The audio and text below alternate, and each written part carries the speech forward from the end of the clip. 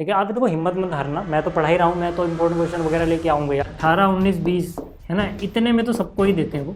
जो बहुत ज़्यादा अच्छा बच्चा उनकी नज़र में होता है उसको 20 दे देते हैं, है ना। इसमें ठीक है 9वां तो थोड़ा बहुत मान भी सकते हैं कि आपको समझने में थोड़ा टाइम लगे, ठीक है ना। बाकी ये जो चैप्टर है आसान है, हालांकि 9वां भी आसान है, इस यूनिट को भी आप कर लेना, ठीक है ना।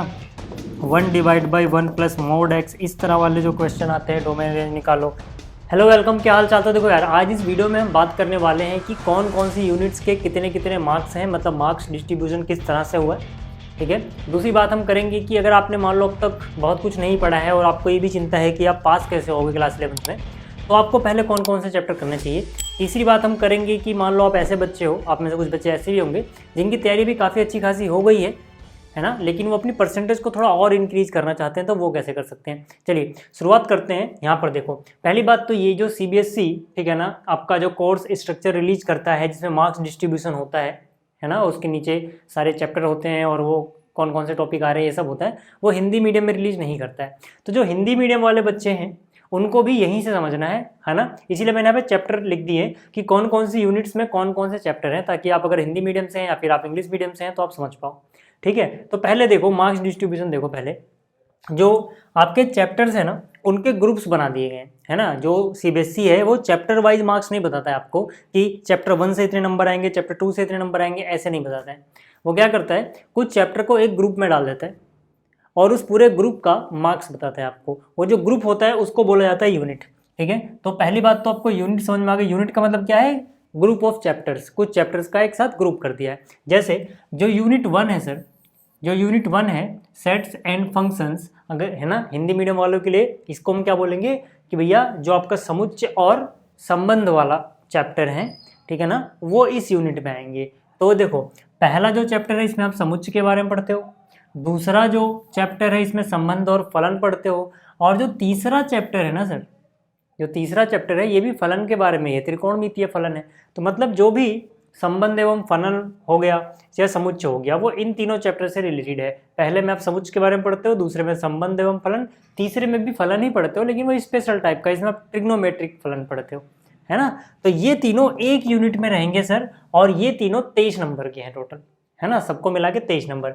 इसी तरह से अगर हम आगे चले और दूसरी यूनिट की बात करें तो इसमें बीज गणित आता है, एल्जेब्रा यानी कि बीज गणित, ठीक है। तो यहाँ पे 4, 5, 6, 7, 8 ये अध्याय आएंगे आपके, है ना, ये अध्याय लिखे हुए हैं, ये भी जो भी चीज लिखी है अध्याय है। तो अध्याय नंबर 4, 5, 6, 7, 8 इनको मिला के टोटल बताया गया 25 नंबर। अलग अलग नहीं बताया गया कि किस में से कितने नंबर हैं, ठीक है ना। अगर कोई आपको ये बताता है कि भाई इस चैप्टर से इतने ही नंबर आएंगे, वो झूठ बोल रहा है, पक्की बात है, क्योंकि सीबीएसई कभी भी रिलीज नहीं करता क्लास 11th में, ठीक है, कि भैया आपके इस चैप्टर से इतने मार्क्स आ रहे हैं, नहीं, वो यूनिट वाइज मार्क्स रिलीज करते हैं, ठीक है। इसी तरह से कोऑर्डिनेट ज्योमेट्री में 9वां चैप्टर, 10वां चैप्टर, 11वां चैप्टर, ये अभी मैं चैप्टर का नाम की बात नहीं कर रहा हूँ, ये जो है ये यूनिट का नाम है। यूनिट मतलब ग्रुप ऑफ चैप्टर। तो इन तीनों चैप्टर का एक ग्रुप बनाया गया, ठीक है, और इन तीनों चैप्टर्स को मिला के जो होगा वो 12 मार्क्स हैं। इसी तरह से जो कैलकुलस है उसमें आपका एक ही चैप्टर है लिमिट्स एंड डेरिवेटिव वाला, जिसमें आप लिमिट के बारे में पढ़ते हो, ठीक है, तो ये 8 नंबर का है। और जो लास्ट के 2 चैप्टर बच जाते हैं, स्टैटिक्स यानी सांख्यिकी और प्रोबेबिलिटी यानी प्रायिकता, ठीक है, यानी कि 13वां और 14वां चैप्टर जो आपकी नई वाली एनसीईआरटी है इसमें, है ना, ये 12 नंबर, ठीक है। तो ये जो नंबर है ना, ये वो वाले मार्क्स हैं जो आप पेपर दोगे ना फाइनली, वहाँ पे आपको मिलेंगे। तो इनको जोड़ के 80 आएगा, 80। जो बाकी के 20 बच जाएंगे ना सर, वो आपका होगा इंटरनल असेसमेंट। इंटरनल असेसमेंट मतलब कि भाई जो आपके स्कूल के टीचर्स हैं ना उनके हाथ में नंबर है, आप कैसा स्कूल में डिसिप्लिन में हो कि नहीं, आप टेस्ट में कैसा परफॉर्म कर रहे हो, उन सब चीज़ों को है ना देख के जो आपके टीचर्स हैं, ठीक है ना, सब्जेक्ट वाइज जो भी हैं, जैसे अगर हम मैथ्स की बात कर रहे हैं अभी, है ना, जो आपके मैथ्स के सर हैं उनकी नज़र में आप कैसे हो, आपने टेस्ट में कैसे परफॉर्म किया वगैरह वगैरह, ठीक है, अपने होमवर्क को टाइम पे किया है कि नहीं, जो भी और अलग से चीज़ें थी, ठीक है ना, उनको किया है कि नहीं, तो ये 20 नंबर यहाँ से मिलेंगे आपको। इसको भी हालांकि 10-10 मार्क्स में बांटा गया है, ठीक है ना, इसको भी 10-10 मार्क्स में बांटा गया है कि अगर आपके जो पीरियोडिक टेस्ट हो रहे हैं उसमें आप कैसा परफॉर्म कर रहे हो, है ना, अगर कम से कम 3 टेस्ट आपको देने हैं, उसमें से 2 के मार्क्स जो बेस्ट 2 होंगे उनके हिसाब से 10 मार्क्स आपको दिए जाएंगे। और साथ ही साथ जो भी मैथमेटिकल एक्टिविटीज़ हैं, है ना, उसमें आपने फाइल वगैरह अच्छे से बनाई कि नहीं, टाइम पे काम पूरा किया नहीं, वो 10 नंबर वहाँ से कहने के लिए होते हैं। वैसे ये अगर आप टीचर की नज़र में अच्छे हो ना, तो ज़्यादातर स्कूल्स में 20 में से 20 दे ही देते हैं, नहीं तो 18, 19, 20 है ना, ज़्यादातर टीचर्स का ये रहता है ना, 18, 19, 20 है ना, इतने में तो सबको ही देते हैं वो। जो बहुत ज़्यादा अच्छा बच्चा उनकी नज़र में होता है उसको 20 दे देते हैं।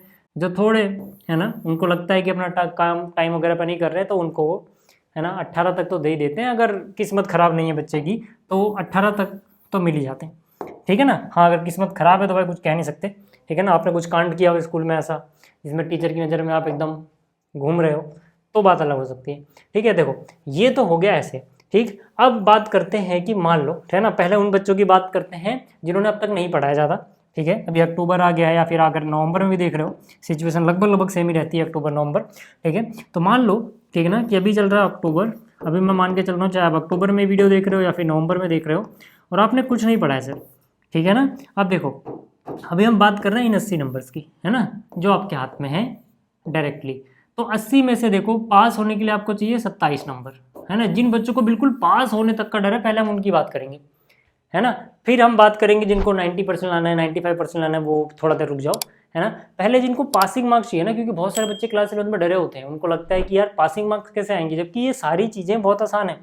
अगर आप इस चैनल पे भी लेक्चर ही देख लो ना बस, ठीक है, तो आपको पता लग जाएगा कि ये सारे चैप्टर इतने कठिन लग रहे थे ना आपको, अगर आपने अब तक भी कुछ नहीं देखा ना, प्लेलिस्ट देखना चालू करो तो बहुत सारी चीज़ें आसान हो जाएंगी। देखो आपको करना क्या है, आप सिंपली है ना, जिनको पासिंग मार्क्स लाने पहले वो देखो वो क्या करो, ठीक है। चैप्टर नंबर 1 सर बहुत ईजी है, इसको तो आप जरूर करना, ठीक है। कैसे करना है मैं समझाऊंगा, ठीक है। चैप्टर 2 बहुत ईजी है, चैप्टर 3 जो है ना ये थोड़ा हार्ड लगता है, क्यों, इसको मैं समझा देता हूँ कि इसको आप इजी कैसे बना सकते हो। जो चैप्टर नंबर 3 है ना, इसमें बहुत सारे फॉर्मूले हैं, ठीक है। और फॉर्मूला जो है ना वो बच्चों को याद ही नहीं होता, है ना। तो फॉर्मूला जो है उसको याद करने की ट्रिक मैंने बनाई हुई है, ठीक है। इस वीडियो के डिस्क्रिप्शन में भी लिंक दे दूंगा और जो चैप्टर नंबर 3 की जितनी वीडियो उनके डिस्क्रिप्शन में लिंक मिल जाएगा। अगर आप एक बार फॉर्मूला याद कर लेते हो ना सर, अगर आप एक बार फॉर्मूला याद कर लेते हो तो फिर ये चैप्टर आसान हो जाता है, क्योंकि ट्रिग्नोमेट्री के क्वेश्चन जो कठिन होते हैं वो IIT JEE लेवल पे जाके कठिन हो जाते हैं, वो भी एडवांस लेवल पे, ठीक है। अभी क्लास 11 जो आपकी NCERT उसमें कुछ नहीं है यार, ये कुछ नहीं है इस चैप्टर में। अगर आप बस ये फॉर्मूला याद कर लो ना, फॉर्मूला बेस्ड क्वेश्चन मिलते हैं आपको क्लास 11 में, मैं मजाक नहीं कर रहा हूँ, ठीक है। 2016 से मैं यूट्यूब पे पढ़ा रहा हूँ, मुझे पता है, ठीक है। मैं सीधा बोल रहा हूँ आपको, इसमें बहुत सारे क्वेश्चन देखे मिलेंगे आपको, डायरेक्ट फॉर्मूला बेस मिलेंगे आपको NCERT लेवल पे, स्कूल लेवल वाले एग्जाम पे, ठीक है। अब यहाँ पे आ जाओ, ठीक है। इसके बाद देखो, इसके बाद ये जो यूनिट है ना सर, ये जो यूनिट है ना, इसमें ठीक है 9वां तो थोड़ा बहुत मान भी सकते हैं कि आपको समझने में थोड़ा टाइम लगे, ठीक है ना। बाकी ये जो चैप्टर है आसान है, हालांकि 9वां भी आसान है, इस यूनिट को भी आप कर लेना, ठीक है। और इसमें अगर आप देखोगे ना तो इसमें चौथा, 5वां, 6ठा और 7वां ये तो आप बिल्कुल ही आराम से कर सकते हो, है ना। यहाँ पर देखो, ठीक है ना, खास करके अगर मैं इन दोनों चैप्टर की बात करूँ तो ये तो कहीं नहीं गए यार, इनको अगर आप एक बार देख लोगे ना कहीं नहीं गए, ठीक है। तो इतनी चीज़ें आप पहले करना, अगर मान लो आपने इतना भी कर लिया ना आपके पासिंग मार्क बन जाएंगे। कैसे करना है आपको ध्यान देखना, ठीक है। मैं आपको समझा भी देता हूँ मोटा मोटा कैसे, ठीक है। आपको इस चैनल पे जाना है, सबसे पहले प्लेलिस्ट वाला सेक्शन उठाना है, क्योंकि अभी आपके पास टाइम है, ठीक है ना, आपके पास अभी टाइम है तो आप कर सकते हो। प्लेलिस्ट देखो कैसे पढ़ोगे आप, सुन लो भी, है ना, जिनको पास होने का भी डर है, प्लेलिस्ट देखते रहना, ठीक है। और साथ साथ नोट्स बनाना। आप देखो नोट्स को, जो अपने नोट्स होंगे ना सर, इनको हमें हर बार इम्प्रूव करना होता है। जो अच्छा बच्चा है वो क्या करता है, वो एक बार जो नोट्स बनाए ना उस पर डिपेंडेंट नहीं रहता है सर, ठीक है। आपको प्लेलिस्ट देखनी है, आपने नोट बनाए, ठीक है ना, आपने नोट्स बना लिए। अब आपको क्या करना है, देखो अब आपको खुद से, है ना, अगर आपको पास होना है पहले तो आपको खुद से NCERT के एग्जाम्पल्स करने हैं सर। मैं एक्सरसाइज की बात ही नहीं कर रहा अभी, मैं कह रहा हूँ अगर आपको पास होना है ना तो पहले आप, ठीक है, प्लेलिस्ट देखना, साथ साथ नोट्स बनाते रहना। आप देखो नोट्स अपने सामने रखना, फिर आप चैप्टर वाइज जो भी आप चैप्टर कर रहे हो, जिस भी चैप्टर का नोट्स आपने बना लिया है उसके एग्जाम्पल करना। प्लेलिस्ट आपने देखी, अभी NCERT नहीं उठाई आपने, सिर्फ प्लेलिस्ट देखी, ठीक है। उसके बाद नोट्स बनाए और फिर उस चैप्टर के एग्जाम्पल्स खुद से ट्राई किए। जब आप एग्जाम्पल ट्राई कर रहे होगे ना तो आपको बहुत कुछ सीखने को मिलेगा कि आपने जो नोट्स बनाया था, है ना, कहीं उसमें कुछ एरर तो नहीं था, या फिर आपने जो नोट्स बनाया था उसमें कुछ मिस तो नहीं किया है, या फिर आपने जो एग्जांपल्स किए तो वहाँ से कोई नया पॉइंट सीखने को तो नहीं मिला कि फॉर्मूले को कैसे अच्छे से अप्लाई कर सकते हैं, फॉर्मूले में कौन सी चीज़ क्या है, ज़्यादा अंडरस्टैंडिंग होगी। तो आपको जो नोट्स है ना उसमें साथ साथ किनारे पर जगह छोड़ के रखनी है। जैसे आप पेज पे नोट्स बनाओगे ना, जो आपके नोट्स बने होंगे उसमें कुछ जगह खाली रहनी चाहिए, चाहे यहाँ पे राइट में खाली छोड़ दो या नीचे पेज के, ठीक है, या फिर उन्हीं के बीच बीच में आप इन नोट्स को और इम्प्रूव करोगे, मतलब बीच बीच में कुछ चीज़ें लिखते रहोगे अपनी भाषा में जो आपको समझ में आ जाए कि हाँ ये वाले क्वेश्चन में तो इस तरह से ऐसे अप्लाई करनी थी चीज़ें, ठीक है। जब आप इतना कर लोगे सर, इतना भी कर लोगे ना, तो आपके ये नंबर पक्के हो जाएंगे, ठीक है। हालांकि इस पे आप रुकना मत, है ना, इसके बाद आप रुकना मत, इसके एक स्टेप और आगे जाना है। बट अभी वो जो स्टेप है ना वो सबके लिए, ठीक है, यानी जिन बच्चों को थोड़ा और आगे जाना है मार्क्स में इससे, है ना। बट अगर आपने इतना कर लिया, मैं ये नहीं कह रहा इस पर आप रुक जाओ, बट अगर आपने इतना कर लिया तो मैं दिखाता हूँ कि आप पास क्यों हो जाओगे। देखो, अगर आपने मान लो, ठीक है ना, ये 1 2 3 ये चैप्टर पूरे कर लिए, ठीक है, आप कितने भी कमज़ोर हो, जो मैंने पढ़ा रखा है ना इतनी अच्छे से पढ़ाया उसमें कि आपके दिमाग में वो चीज़ें बैठ जाएंगी अच्छे से, ठीक है। तो मान लेते हैं 23 नंबर है ना सर, ये जो 23 नंबर है, मैं आपको बहुत कम कम मार्क्स लेके चलता हूँ, मान लो अभी आप पास होना चाहते हो, तो जो 23 नंबर है ना यार, ये मुझे एक बात बताओ, आपको लाने हैं 27 मार्क्स, है ना, आपको लाने हैं पासिंग के लिए, भी पासिंग के लिए बता रहा हूँ 27 में, क्या आप इन 23 में से, ये जो 23 नंबर है, क्या इसमें से 12 भी नहीं ला पाओगे? ऐसा तो नहीं होगा यार कि आपने पूरी प्लेलिस्ट देखी, फिर नोट्स बनाए हैं, फिर एग्जाम्पल किया है, फिर नोट्स को रिवाइज किया है ना, ठीक है। तो आप 23 में से 12 नंबर ले ही आओगे, बहुत सारे क्वेश्चन डायरेक्ट एग्जाम्पल से आ जाते हैं, है ना। अगर आपके पास टाइम नहीं है तो आप ये करना, अभी एक्सरसाइज पे हम जाएंगे, ठीक है। अब देखो, इसमें मैंने क्या कहा कि चौथा पांचवा चैप्टर तो बहुत ईजी है, चौथा पांचवा बहुत ईजी है ना, और इनमें, ठीक है ना, बाकी चैप्टर इनमें भी ईजी हैं, ठीक है, लेकिन जो द्विपद प्रमेय है उसमें कुछ बच्चों को कैलकुलेशन में दिक्कत होती थी। बट अगर आपने इस चैप्टर, मतलब इस चैनल पे अगर आप पहली बार है तो आपको नहीं पता होगा, बट अगर आपने पहले से वीडियो देख रखी है ना थोड़ी बहुत भी, तो मैंने द्विपद प्रमेय के जितने भी क्वेश्चन कराए कहीं भी रफ वर्क नहीं किया, मैंने आपको ऐसे ट्रिक्स बता रखे हैं यहाँ पे कि आपको रफ वर्क करना नहीं है, कैलकुलेशन में मिस्टेक भी नहीं होगी, वो कैसे सब कुछ लेक्चर के साथ ही साथ बताया। तो एक बार अगर आपने इनको बस देख लिया ना, और बहुत ज़्यादा बकवास नहीं कर रहा मैं फालतू की चीज़ों में, जब मैं पढ़ा रहा हूँ तो मैं सीधा आता हूँ, है ना, ठीक है, सीधा पढ़ाना चालू कर देता हूँ, तो मतलब इससे बच्चे का टाइम बचा रहता है। तो यानी कि बहुत कम कम टाइम में आपका ये पूरा हो जाएगा। बस आपको एक बार, आपको अभी परफेक्शन तो लानी नहीं है एकदम ऐसे ही कि आप भाई 100 में से 100 ही लाने जा रहे हो, है ना। तो उस हिसाब से अगर आप एक बार देख लोगे, फिर आप एग्जाम्पल खुद से ट्राई कर लोगे ना, तो इन 25 में से, है ना, इसमें से कुछ चैप्टर मान लो कठिन भी है, तब भी आप इन 25 में से भी 12 ही मान के चलते हैं, मैं बहुत कम मान के चल रहा हूँ सर, 25 में से 12 आधे से भी कम है, इतने तो ले ही आओगे, ठीक है। देखो 12 और 12 24 नंबर आपके यहीं से बन जाते हैं, इन्हीं दोनों से आपके 24 मार्क्स बन जाते हैं सर, इन्हीं दोनों से 24 नंबर बन रहे हैं, और आपको चाहिए थे 27। अब क्या, ये वाले जो है ना ये सुपर इजी है, 9 10 और 11, ये जो चैप्टर है ना इसमें अगर आप थोड़ी मेहनत कर लो सुपर इजी है सर। यानी कि इन 12 में से आप आराम से, कितने भी कमज़ोर हो सर, आप आराम से 8 नंबर फोड़ दोगे, कितने भी कमज़ोर हो आप, अगर आपने ईमानदारी से लेक्चर देख लिया ना, 12 में से 8 नंबर आपके कहीं नहीं जाएंगे, ठीक है ना। इतना ही करने पे, मैं और कुछ तो करने को बोल ही नहीं रहा। तो 12 12 24 और 8 32 सर, यहाँ से 32 हो गए, कितने हो गए 32, 80 में से, बाकी के चैप्टर पे अभी मैं जा ही नहीं रहा।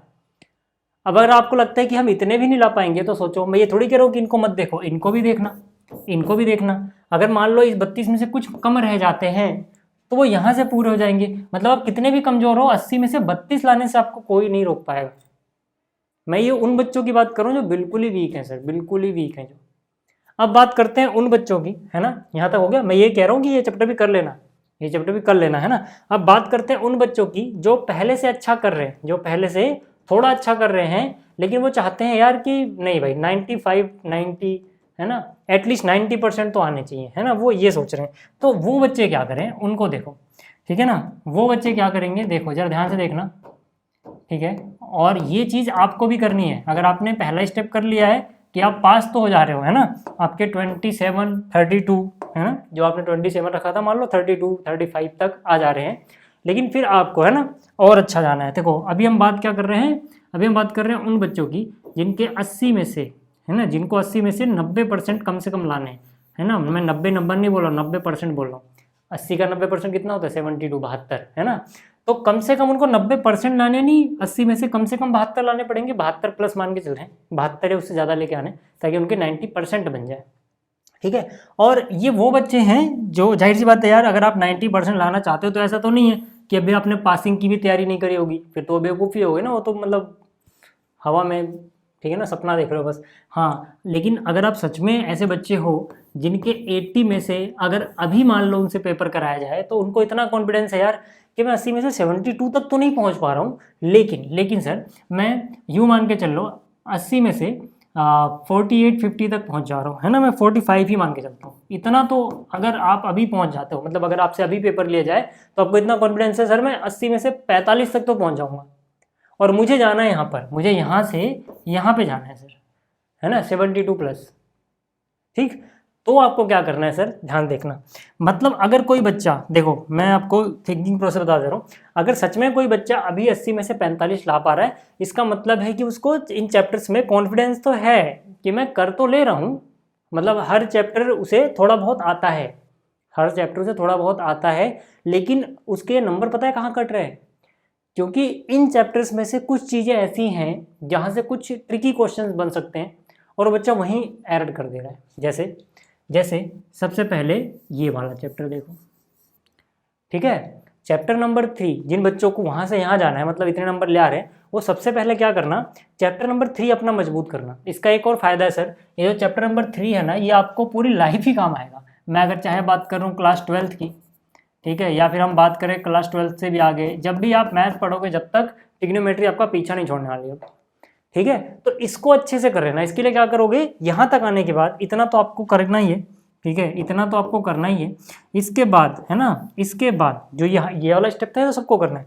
इसके बाद आप एक्सरसाइज करना, एनसीईआरटी की एक्सरसाइज करना अच्छे से इस बार, ठीक है, और वापस से जो आपको नया सीखने को मिलता है अपने नोट्स में ऐड करते जाना, और इसमें मिसलेनियस एक्सरसाइज नहीं है अभी, ठीक है। जब ये आपका एग्जाम्पल सारे आपने कर लिए, एनसीईआरटी की एक्सरसाइज भी आपने कर ली है, उसके बाद ना आप एक बार मिसलेनियस एक्सरसाइज ट्राई करना, है ना, मिसलेनियस एक्सरसाइज यानी विविध प्रश्नावली, है ना, विविध प्रश्नावली जब आप ट्राई करोगे, प्रश्नावली करने के बाद उसके बाद आप कोई भी सैम्पल पेपर उठाना और प्रीवियस ईयर के, है ना, प्रीवियस ईयर के PYQ लिख रहा हूँ मैं यहाँ पे, असलियत में PYQ का मतलब है पूरा का पूरा सैम्पल पेपर उठाना है आपको, है ना।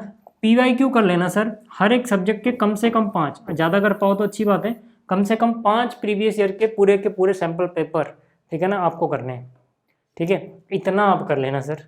फिर दोबारा अपने नोट्स को रिवाइज करते रहना, क्वेश्चन की प्रैक्टिस करते रहना, हो जाएगा, है ना। लेकिन अभी हम इस मुद्दे पे हैं कि तीसरा चैप्टर आपको फंसा सकता है, और कहाँ फंस सकते हो सर, देखो जो दूसरा चैप्टर है ना, इसमें जो डोमेन एंड रेंज वाले क्वेश्चन है ना, दूसरे चैप्टर में आप कहाँ फंसोगे, अगर सिंपल क्वेश्चन आ गया डोमेन रेंज निकालने का तो ठीक है ना, लेकिन आप कुछ अलग तरह के क्वेश्चन प्रैक्टिस कर लेना, जैसे ये वाले क्वेश्चन जो आते हैं, इसमें भाई डोमेन रेंज निकालो, ठीक है ना, 1 divide by 1 plus mode x, इस तरह वाले जो क्वेश्चन आते हैं डोमेन रेंज निकालो, ठीक है, या फिर कुछ भी, है ना, 1 प्लस ऐसे कुछ करके ग्रेटेस्ट इंटीजर फंक्शन वाले जो क्वेश्चन आते हैं, मतलब कुछ ट्रिकी क्वेश्चन जहाँ आप फंस सकते हो, है ना। आप थोड़े से जब उनको एनालाइज कर रहे होगे ना, तो वो पता लग जाएगा कि इस चैप्टर में आप यही गलती कर रहे हो, है ना, जो इस तरह के क्वेश्चन आ जा रहे हैं ना, या फिर और भी बनते हैं, वहाँ पे आप गलती कर दे रहे हो, ठीक है। अगली गलती आप कहाँ कर रहे हो सर, जो आपके नंबर वो कट रहे हैं, अगली गलती आप यहाँ कर रहे हो सर, कि जैसे अगर मैं बात करूँ द्विपद प्रमेय की, तो उसमें ना कहीं आप कैलकुलेशन वाइज एरर कर दे रहे हो, ठीक है। और जो यहाँ पे क्रमचय और संचय है, इसमें कुछ ट्रिकी जो क्वेश्चन बन रहे हैं, जिसमें ट्रिकी एनसीईआरटी से थोड़ा सा और आगे जाके जो ट्रिकी क्वेश्चन बन रहे हैं, वहाँ पे आप एरर कर दे रहे हो, ठीक है। स्टैटिक्स में जब आप जा रहे हो, कैलकुलेशन में आपसे एरर हो जा रहा है, स्टैटिक्स में जब आप जा रहे हो तो कैलकुलेशन में एरर हो जा रहा है। लिमिट्स वाले क्वेश्चन में अगर हम बात करें, जब सिंपल क्वेश्चन देखने को मिल रहे तब तक तो ठीक है, जैसे ही वो क्वेश्चन थोड़ा आड़ा टेढ़ा बनता है, वहाँ पे आप गलती कर देते हो। तो ये कुछ ऐसे चैप्टर्स हैं जिनकी आप बहुत प्रैक्टिस करो, ये कुछ ऐसे चैप्टर हैं जिनकी आप बहुत ज़्यादा प्रैक्टिस कर लो, ठीक है। साथ ही साथ जो चैप्टर नंबर 1 है, इसमें जो प्रूव करने वाले क्वेश्चन है, ठीक है ना, अगर आपने सच में, है ना, इतने मार्क्स सिक्योर कर लिए तो आपको समझ में आ रहा होगा जो प्रूव करने वाले क्वेश्चंस होते हैं, मैं किन क्वेश्चन की बात कर रहा हूँ, ठीक है ना, उन क्वेश्चंस की प्रैक्टिस थोड़ी और ज़्यादा कर लेना, और फिर दोबारा से, है ना, चैप्टर 1 से शुरू करते हुए अपने नोट्स से रिवाइज करते हुए, ठीक है, 2-3 बार रिवाइज कर लोगे ना अगर आप सारी चीज़ें अच्छे से, और फिर 5 सैम्पल पेपर भी आपने कर लिए हैं, आप जब एग्जाम में जाओगे ना, आप देख लेना, ठीक है ना, क्लास 11th इतनी ईजी है कि इसमें 72 प्लस आपके आ ही जाएंगे, ठीक है ना, 80 में से, यानी कि 90% यहाँ से आपके सिक्योर हो जाएंगे, ठीक है। तो यार ये एक वीडियो थी छोटी सी, ठीक है, उम्मीद करता हूँ कि आपको ठीक ठाक लगी होगी और आपको कुछ चीज़ें सीखने को मिली होंगी, ठीक है। आप देखो हिम्मत मत हारना, मैं तो पढ़ा ही रहा हूँ, मैं तो इंपॉर्टेंट क्वेश्चन वगैरह लेके आऊँगा, आप चैनल पे जुड़े हुए हो ना, तो हम सारी चीज़ें देखेंगे इन चैप्टर में, जो जहाँ बच्चा फंस सकता है उस पर भी एक सीरीज़ आएगी, ठीक है ना, बट अपने हिसाब से आप, ठीक है ना, अपनी कोशिश करते रहो। तो इस वीडियो में इतना ही, जल्दी मिलेंगे अगली वीडियो में। इस वीडियो को देखने के लिए आप सभी का बहुत बहुत धन्यवाद। Thank you.